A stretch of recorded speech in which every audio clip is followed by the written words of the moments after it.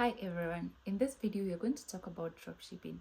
You must have seen 16, 17, 18-year-old kids abroad talking about dropshipping and how much it's a very nice business, especially when you do not have a lot of capital. So we're going to look at it, especially in the African context, and see the opportunities and the challenges that it presents. So let's get into it. So to start with, let's understand what dropshipping is. So dropshipping is a business model where a supplier or a seller doesn't have to hold stock. Instead, they just market the product and then the supplier will ship the product direct to the customer. So what this means is you do not get to hold any stock, and actually you do not get to purchase the stock before you receive a payment from your customer. So I have categorized dropshipping in 3 categories, and that is dropshipping abroad, dropshipping local, and dropshipping abroad and local. The reason for these categories is because the main dropshipping that we all know about is dropshipping abroad. When you see people talking about dropshipping, it's mostly where they have to deal with international customers and international suppliers. So let's start with discussing what dropshipping abroad is and how you can do it, the challenges it presents, and the opportunities that it also presents. So dropshipping abroad, as I had mentioned, is where you have your customers abroad and you also have your suppliers abroad. Customers abroad to mean that you have established an online presence that allows you to market your products abroad. For example, what many people do is they will open a Shopify store, and then this Shopify store, they're going to market targeting the US, Europe, Canada, those basically other countries, especially those who are in Africa. So they target those countries where e-commerce has really been appreciated. And once they receive an order from any of those countries, then they have a supplier most of the times in China. And in China, most of the times they use AliExpress. So this supplier who is in China or from AliExpress will now ship the product to the customer who is in the US or Canada or whichever the country is. So what this means is whichever country you are in, you're just gonna market the product, and then the supplier will ship the product to the customer. So most of the times you find there are apps that are already integrated such that when a customer places an order in your store, the supplier will receive the same order. So the supplier will just wait for you to make the payment, and without you doing anything, they just ship the product to the customer. And that is why many people consider it as a very good business model, because it can drive itself. So once in this case, you actually don't even need to input the address of the customer, because the moment they put the address on your website, immediately it goes to the supplier. So that is how most of the drop shipping has been done now. There are quite a few challenges that this business model has, and the most challenges point is to do with payment. Integrating reliable payment services like Stripe is very difficult, or actually not available in most African countries, and customers will always trust such services. And so it is very difficult to just integrate without having a bank in the US or in Canada or in those countries. So it becomes difficult for you to receive the money. So even if you market the product, how are you gonna receive the money? The number 2 main challenge is marketing. Driving traffic to a website is quite expensive. You can do the organic marketing, and that is maybe using TikTok and all that. But when it comes to organic marketing, you might have to use VPN, because you want to target customers in those countries, and your algorithm is likely to show your products to your country or to the people within your country. So organic marketing may not really work. So that may require you to go with Google ads and something like that. And Google ads can be very, very expensive. So that's a main challenge of how to drive traffic to your website. The number 3 main challenge is competition. To be honest, We in Africa have just learned about these things a few years ago, but this is something that people have been doing for years. Like, this is something they already know. And so by the time we're getting into the market, they already know how to maneuver almost everything. And so you get into a market that is kind of saturated, or a market that is already full. So selling abroad can be difficult, especially bearing in mind you have unique problems compared to what they have. So those are the main challenges that you're likely to encounter. However, there are ways that you can maneuver them. For example, when it comes to payment method, you can have the most easy way to do it is have an LLC either in the US or Canada, or in that country that you want to target your customer. And now that is where the manufacturer comes in.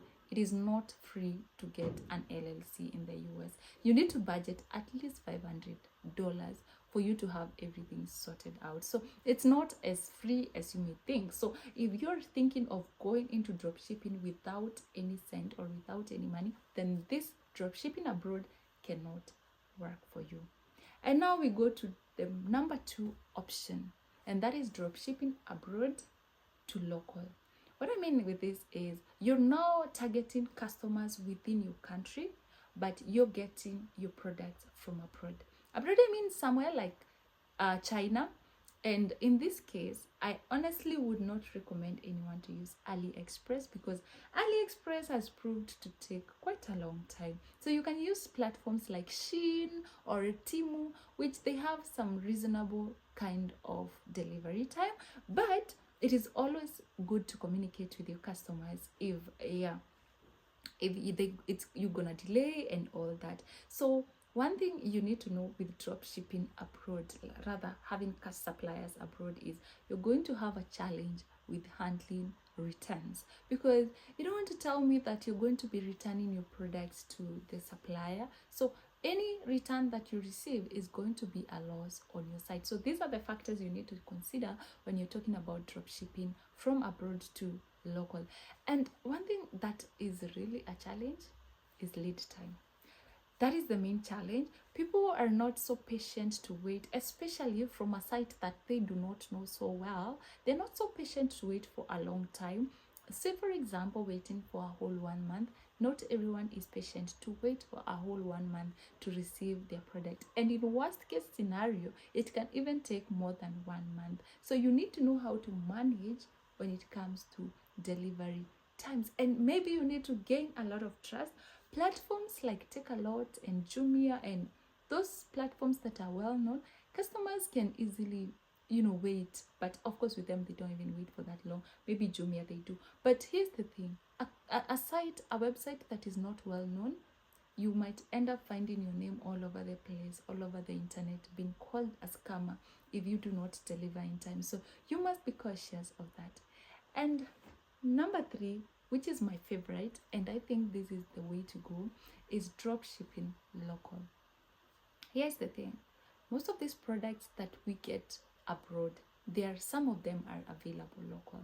Why not get a supplier local and then market within your country or market locally, and then once a customer makes the purchase, then you deliver the product, or rather you go and purchase from the supplier and then ask the supplier to deliver. You can do it online, because nowadays most of the suppliers do have their websites active and ready to fulfill orders. So what you do is you just have that supplier that can be relied on and list their products, and then you will list them at a profit. Once you receive the payment, then you go ahead and ask the supplier to deliver the product to the customer. However, there's a major challenge when it comes to drop shipping local. Most of these suppliers don't even know what drop shipping is, and you have to really do a lot of education. You have to really tell them, and it's going to be a lot of work for you to educate them. But I want to believe this is something that can be easily be done. It's not complicated. It's just a thing of, I'm marketing a product, I'll sell it at a profit, and then you can go ahead and give me the product, or let me send the product to my customer. Or if you feel like the supplier cannot do that, you can go ahead and go to their shop, purchase the product, and ship it to the customer. So It doesn't have necessarily, in this case, for the supplier to do the shipping for you. You can do it by yourself.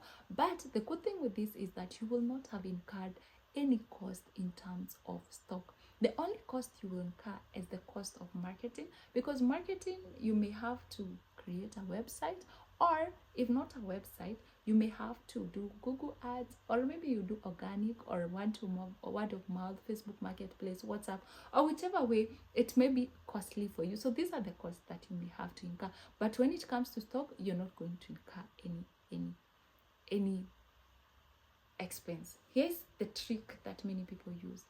You can just list as many products as you can on your website, and then eventually, the moment you learn this is the one that is fast moving, you have its own unique drop shipping site, like Shopify website. But the whole idea is have as many products. If your supplier is able to supply 500 products, you can list all of them, or maybe 500 is just on the higher side. You can start with the list as 10, as 100, and all that, and then with time you keep adding, or depending on how you see your market is, then you can go ahead and add. But here's the thing, at the end of the day, you are not going to hold any stock, and your supplier is going to do all the fulfillment. You're going to do all the marketing. I feel like Africa, we have that opportunity because it has not been fully exploited. And this is the same case with e-commerce. Basically, I feel like there is life in e-commerce Africa, and we should take advantage of all these opportunities that present themselves, especially opportunity like this one. So tell me, have you ever tried dropshipping? And if you did it work for you?